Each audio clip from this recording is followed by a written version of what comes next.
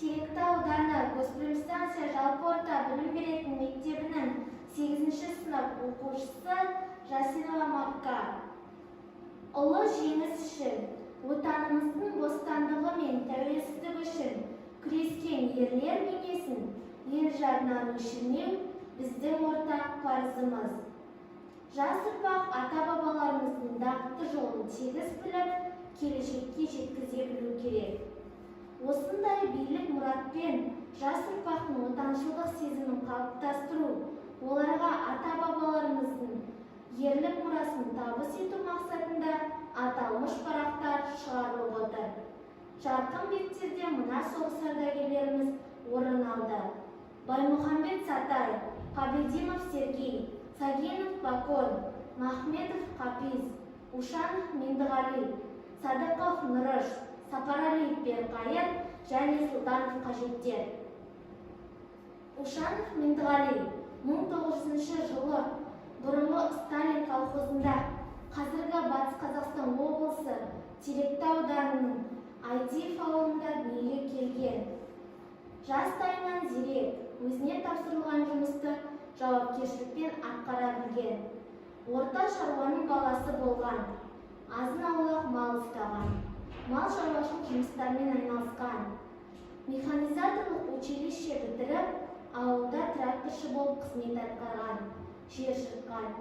Госприм станцияға Қимақсайдан көшіп келген. 1942 жылы соғысқа шақырылып, Курск қаласын азат етуге қатысып, асқан ерлік көрсеткен.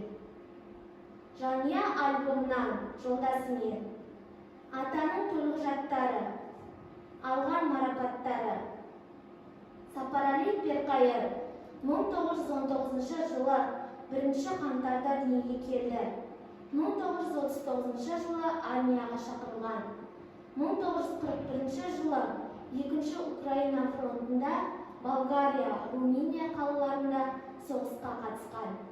1946 жылы соғыстан аман-есен елге оралды.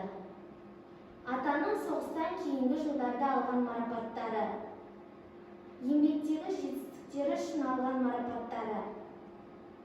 Баймұхамбетов Сатай Мұхамбетұлы 1921 жылы 15 маусымда Орал облысы Чапаев ауданы Шалқар ауылында дүниеге келді.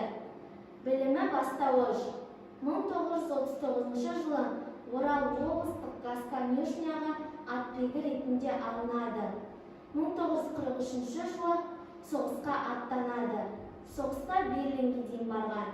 1993 жылы тамыз айында дүниеден озды.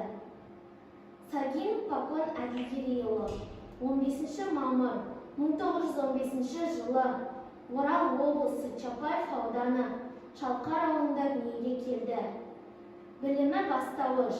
1939 жылы Фин соғысына, 1941 жылы Ұлы Отан соғысына қатысты.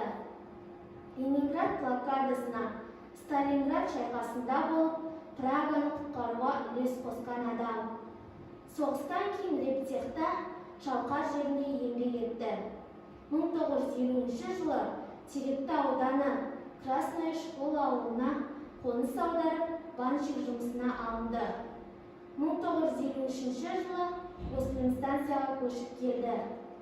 Бастапқы уақытта жылқышы болып, 1961-1968 жылға дейін асыл тұқымды қой бақты. 1968 жылдан бастап ауруға байланысты жұмыс жасаған жоқ. 1975 жылы дүниеден өтті. Назарларыңызға рахмет.